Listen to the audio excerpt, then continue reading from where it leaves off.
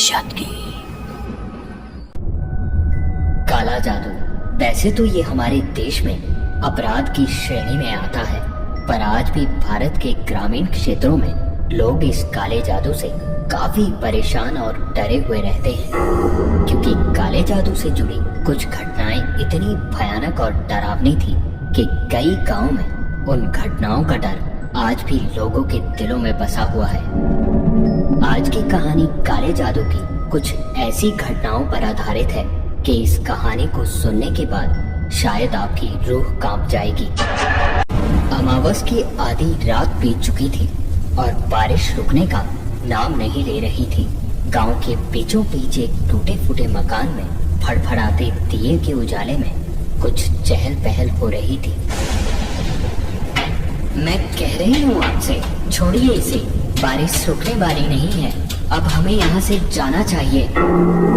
अपनी पत्नी की ये आवाज सुनकर भी बाबूलाल अभी भी अपने टूटे घर की छत को ठीक करने में लगा हुआ था। बरसात के पानी की धारा से वो पूरी तरह भीग चुका था। उसकी पत्नी जया अपने दोनों बच्चों को अपने दामन में लिए एक कोने में बैठी डर से कांप रही थी। जया अपने पति को यहाँ से किसी सुरक्षित जगह पर ले जाने के लिए बार बार कहती, लेकिन बाबूलाल उसकी बातों पर ध्यान न देकर अपने काम में लगा रहता कि तभी अचानक एक बड़ी सी लकड़ी घर की छत से उखड़कर घर के बीचों बीच गिरी, जिससे उनका छोटा बच्चा बाल बाल बचा। इस बात से गुस्साई जया ने चिल्लाते हुए कहा, आप कैसे इंसान हैं? अपने नहीं तो अपने बच्चों की सोचिए। मकान अगर गिर गया तो बिना खोदे यहाँ हमारी कब्र बन जाएगी। ये सुनते ही बाबूलाल ने अपना काम छोड़ दिया। आसमान में कड़कती बिजली की आवाज से मानो पूरे शरीर में कपकपी उठ रही थी। बाहर की तरफ देखते हुए बाबूलाल ने कहा, पर जया इतनी रात में हम कहाँ जाएंगे? इस पे जया का बताना था कि कहीं भी, लेकिन अब यहाँ रहना ठीक नहीं। देखिए, सामने वाली दीवार अब टूटने वाली है। जया जिस दीवार के टूटने की बात कर रही थी वो दीवार बारिश से बिल्कुल भीग चुकी थी और उस पर लगी मिट्टी इस तरह गिर रही थी मानो किसी भी पल वो दीवार गिर जाएगी। बाबूलाल ने मन ही मन में वहाँ से जाने की ठानी और जया की तरफ देखते हुए एक बार फिर बोला, शायद तुम सही बोल रही हो जया, चलो यहाँ से आज की रात शिव मंदिर की छत के नीचे गुजार लेंगे। अब यहाँ रहना ठीक नहीं। ये कहते ही बाबूलाल ने अपने बड़े बेटे रोहित को गोद में उठाया और जया ने राजू को। राजू अभी 2 साल का ही था। इन हालातों में उसे संभालना बहुत ही मुश्किल था। एक तो कंबल को अपने बाजू में दबाए पति पत्नी अपने बच्चों को लेकर शिव मंदिर की ओर निकल पड़े। पुराना शिव मंदिर घर से थोड़ी ही दूरी पर था और जब तक वो मंदिर पहुंचे तब तक वो दोनों पूरी तरह भीग चुके थे, लेकिन दोनों ने अपने बच्चों को बचा लिया था। मंदिर के अंदर आते ही लगभग जया का रोते हुए बोलना था कि हे प्रभु, क्या हमें पूरी जिंदगी ऐसे ही बितानी पड़ेगी? ये सुनते ही बाबूलाल का बोलना था, जया संभालो अपने आप को, तुम हिम्मत हार जाओगे तो कैसे चलेगा? हमें कैसे भी करके इन मुश्किल हालातों से लड़ना है। वो कहते हैं ना कि जब इंसान का बुरा वक्त चलता है तो हर चीज उसे उसके खिलाफ लगने लगती है। अभी यही हाल बाबूलाल और जया का था, पर अभी उन दोनों को इसका अंदाजा भी नहीं था कि जो उनके साथ आगे होने वाला है वो उनकी पूरी जिंदगी बदल कर रख देगा। जया, तुम राजू को संभालो, मैं रोहित के सोने का इंतजाम करता हूँ। ये कहकर बाबूलाल खड़ा होकर मंदिर के आगे की छत के कोने में पड़े पत्तों को साफ करने लगा कि तभी रोते हुए राजू को संभालती हुई जया ने बाबूलाल की तरफ देखते हुए कहा, अरे सुनिए तो, राजू की दूध की बोतल घर में रह गई, शायद भूखा है तभी रो रहा है। आप इन दोनों को संभालिए, मैं घर जाकर ले आऊं। इस पे बाबूलाल का कहना था कि तुम बच्चों को संभालो, मैं ही ले आता हूँ। बाबूलाल पहले से ही काफी भीग चुका था और उसने एक बार फिर घर की तरफ दौड़ लगा दी। बादल बहुत ही भयानक आवाज करते हुए गरज रहे थे। दोनों बच्चे माँ की गोद में चिपक कर बैठे थे। डरी और सहमी जया भगवान की शरण में थी। बारिश में दौड़ता हुआ बाबूलाल घर में पहुंचा तो काले घने अंधेरे में कुछ भी दिखाई नहीं दे रहा था। बिजली के चमकने से पल भर के लिए रोशनी होती और उसके बाद फिर काला घना अंधेरा हर तरफ फैल जाता। कहाँ होगी दूध की बोतल? अरे भगवान, इस अंधेरे में माचिस भी नहीं मिलेगी। बाबूलाल खुद में ही बड़बड़ाता हुआ इधर उधर दूध की बोतल ढूंढने लगा, लेकिन बोतल कहीं दिखाई नहीं दे रही थी। बिजली के चमकते ही वो चारों तरफ नजर घुमाकर देखता, लेकिन अफसोस उसे कुछ भी नजर नहीं आ रहा था। जैसे तैसे करके दूध की बोतल हाथ लगी। बोतल लेकर वो घर से बाहर निकलने को अभी हुआ ही था तो उसे याद आया कि रोहित के लिए थोड़ी मूंगफली ले जाता हूँ, वो भी भूखा होगा। यही सोचकर बाबूलाल एक बार फिर अंदर की तरफ मुड़ा। अंदर के कमरे में पुराने पिटारे में रखी मूंगफली को बिना दिया जलाए ढूंढना मुश्किल था, इसीलिए बाबूलाल ने एक बार फिर माचिस ढूंढना शुरू किया और माचिस ढूंढने में इतनी दिक्कत भी नहीं हुई। माचिस के मिलते ही बाबूलाल अंदर के कमरे में दाखिल हुआ। जया एक दिया पिटारे की ऊपर रखती थी। यही सोचकर बाबूलाल अपने आप को संभालता हुआ पिटारे के पास पहुंचा और दूध की बोतल को बाजू से दबाकर माचिस जलाने की कोशिश करने लगा।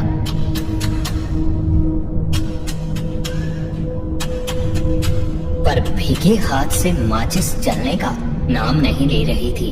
अभी एक बार फिर बाबूलाल माचिस जलाने की कोशिश कर पाता कि तभी बाबूलाल, अयो बेटा बाबूलाल। ये आवाज सुनते ही बाबूलाल कमरे से बाहर निकलकर आंगन की तरफ बढ़ा। साथ में रहने वाली शांता मौसी और उसके घर के बीच में कोई दीवार नहीं थी।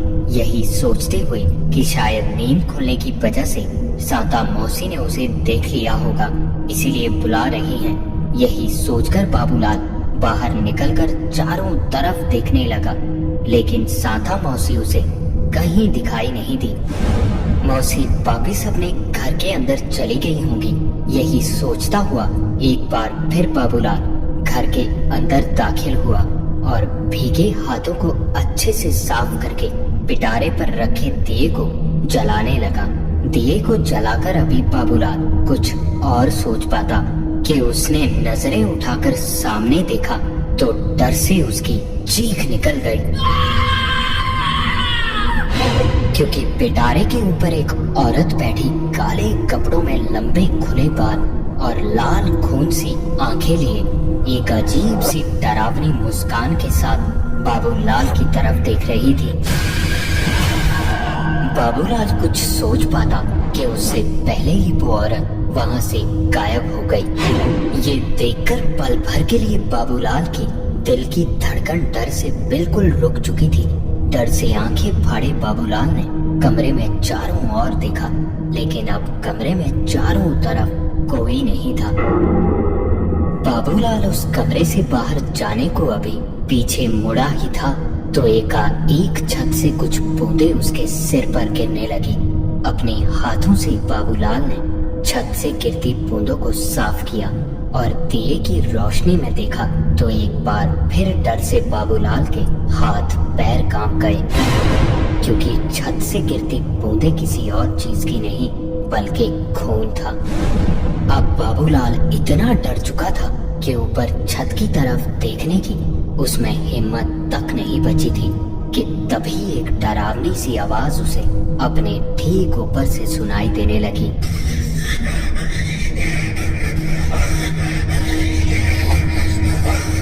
आंखें बड़ी बड़ी करते हुए बाबूलाल ने डरते हुए ऊपर की तरफ देखा भर था तो डर से चिल्लाता हुआ वो घर से बाहर की तरफ भागा, क्योंकि छत पर एक अजीब सी मुस्कुराहट लिए अपने पैरों के सहारे छत से वही औरत लटकी थी।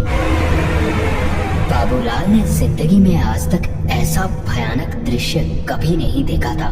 वो एक ही सांस में घर से निकलकर मंदिर की तरफ भागा। घर से भागते हुए अभी भी उस औरत की अजीब आवाज बाबूलाल को साफ साफ सुनाई दे रही थी। मंदिर तक पहुँचते पहुँचते तक बाबूलाल की सांसें फूल चुकी थी और बाबूलाल के मंदिर पहुँचते ही जया ने कहा, ले आए आप दूध, लेकिन इतनी देर क्यों लगा दी? बाबूलाल ने जया की इस बात का कोई जवाब नहीं दिया, क्योंकि बाबूलाल की दिल की धड़कन बेकाबू हो चुकी थी। थोड़ी देर वो चुप रहा और फिर हड़बड़ाता हुआ बोला, जया, हमारे घर में भूत है। उस दिन वो साधु बाबा सही बोल रहा था, हमारे घर में बाकी भूत है।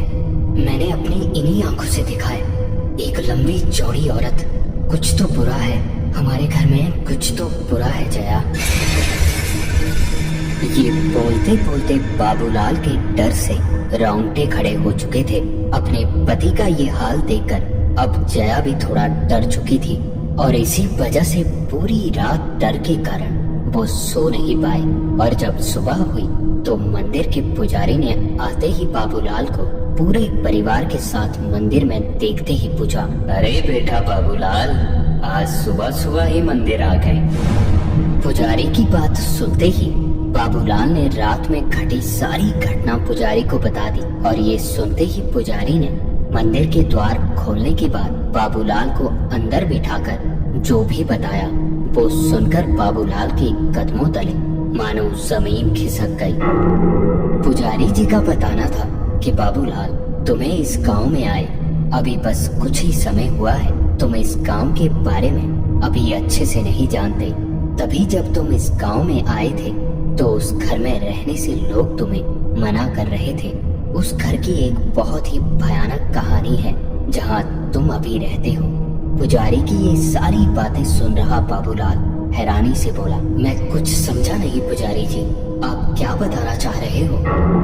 इस पे पुजारी का एक बार फिर बताना था कि कई साल पहले उस घर में रामेश्वर का परिवार रहता था। रामेश्वर के परिवार में उसकी पत्नी और उसकी लड़की कविता रहते थे। काफी जमीन थी रामेश्वर के पास और काफी खुश भी थे। पर वो कहते हैं ना, जहाँ खुशियाँ ज्यादा हो वहाँ आसपास के लोगों में आग लगने लग जाती है। आज के जमाने में कोई भी किसी को खुश नहीं देख सकता। एक रात जब वो सब रात का खाना पीना करके सोई तो तकरीबन आधी रात को रामेश्वर की नींद बाहर से आती एक आवाज से खुली। ये आवाज सुनकर ऐसा लग रहा था मानो कोई घर के ठीक बाहर जमीन खोद रहा हो।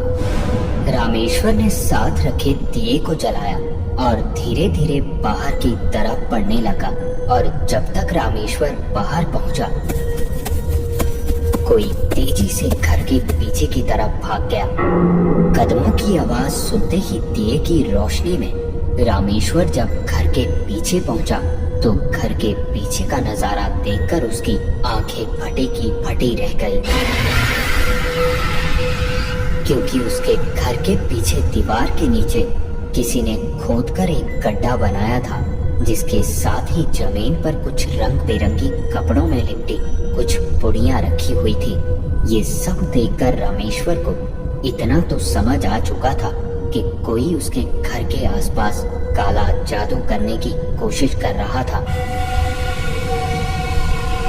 रामेश्वर ने उन कपड़े की बनी पुड़ियों को बिना छुए एक लकड़ी की मदद से घर से थोड़ा दूर फेंक दिया और घर के अंदर आ गया। उस पूरी रात रामेश्वर बाहर होती छोटी बड़ी आवाजों को सुनकर बाहर देखता रहा, पर रामेश्वर को कोई नहीं दिखा।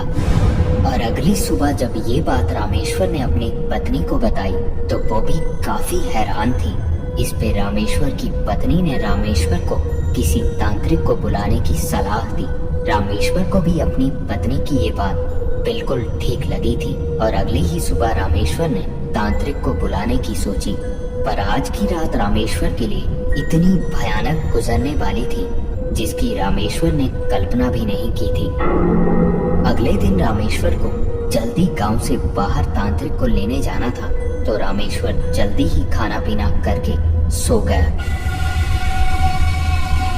और फिर आधी रात हुई कि तभी रामेश्वर, अरे ओ रामेश्वर।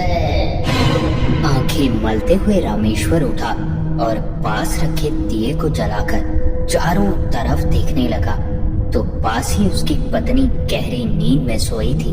यही सोचते हुए कि शायद मेरा वहम होगा, रामेश्वर एक बार फिर सोने को अभी हुआ ही था कि तभी घर के दरवाजे पर एक दस्तक हुई। रामेश्वर ने एक झलक अपनी पत्नी की तरफ देखा और धीरे से उठता हुआ दरवाजे तक अभी पहुंचा ही था कि एक बार फिर दरवाजे पे किसी के मारने की आवाज हुई और जैसे ही रामेश्वर ने दरवाजा अभी खोला ही था तो दरवाजे से कोई भागता हुआ घर के पीछे की तरफ चला गया। ये सुनते ही रामेश्वर ने भी बिना दिया लिए उन कदमों के पीछे दौड़ लगा दी।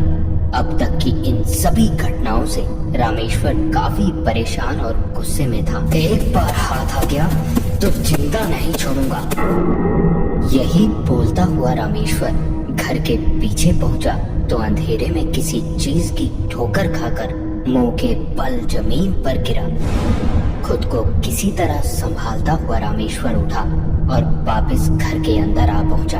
अंदर पहुंचकर दिए की जलती रोशनी में रामेश्वर ने जब खुद के हाथों और कपड़ों पर ध्यान दिया तो डर से उसके हाथ पैर कांप उठे, क्योंकि रामेश्वर हाथों से लेकर कपड़ों तक पूरा खून से सना हुआ था। ये देखते ही रामेश्वर ने अपनी पत्नी को उठाया और दोनों दिए की रोशनी लिए घर के पीछे पहुंचे तो घर के पीछे का नजारा देखकर उन दोनों के रोंगटे खड़े हो गए,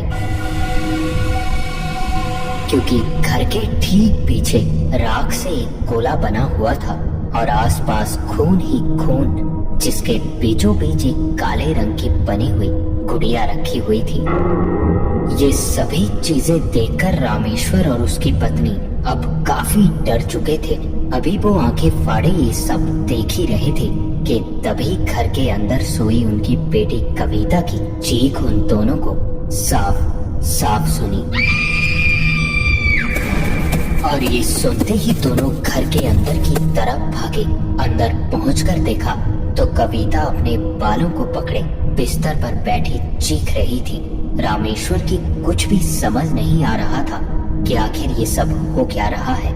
रामेश्वर ने कविता को चुप करवाते हुए जब चीखने का कारण पूछा तो कविता का बताना था कि अभी अभी कोई उसके बालों से उसे खींचकर दीवार के अंदर ले जा रहा था और उस दिन की बात से कविता की हालत और भी खराब होने लगी। उसे घर में हमेशा कोई दिखने लगा और वो देखते ही जोर जोर से चीखने लगती।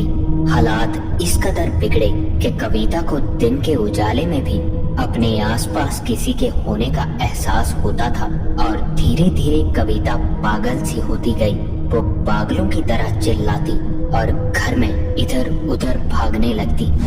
कई दिनों तक कविता की हालत जब नहीं सुधरी तो रामेश्वर उसे कई तांत्रिकों और मंदिरों में ले गया, जिसके बाद एक तांत्रिक ने उसे ये घर छोड़ देने की सलाह दी थी और अपनी बेटी की इस हालत को सुधारने के लिए रामेश्वर ने ये घर छोड़ दिया। और कहते हैं उसके बाद से कविता की हालत दिन प्रतिदिन ठीक होने लगी थी। उसके बाद से इस गांव में ऐसी घटना आज तक नहीं हुई। बड़े ध्यान से ये सारी बातें सुन रहा बाबूलाल काफी घबरा चुका था, जिस पे पुजारी ने बताया, काले जादू का असर उसी पे होता है जिसके लिए ये काला जादू बनाया गया हो। तुम घबराओ मत बाबूलाल, भगवान पे भरोसा रखो। अभी तुम घर जाओ, कुछ नहीं होगा तुम्हें। वैसे भी तुम कौन सा हमेशा यही रहोगे। बाबूलाल एक गरीब मजदूर था जो इस गांव में मजदूरी के इरादे से आया था। अभी इस गांव में आए उसे कुछ ही समय हुआ था, पर इन सब घटनाओं और पुजारी के इन बातों को सुनकर इतना डर चुका था कि इसके अगले ही दिन वो अपने पूरे परिवार के साथ इस गांव को छोड़कर किसी दूसरे गांव में चला गया। भले ही इस बात को कई साल बीत चुके हैं, पर आज भी भारत के ग्रामीण इलाकों में काले जादू का खौफ बरकरार है। और ये थी आज एक कहानी ऐसी भी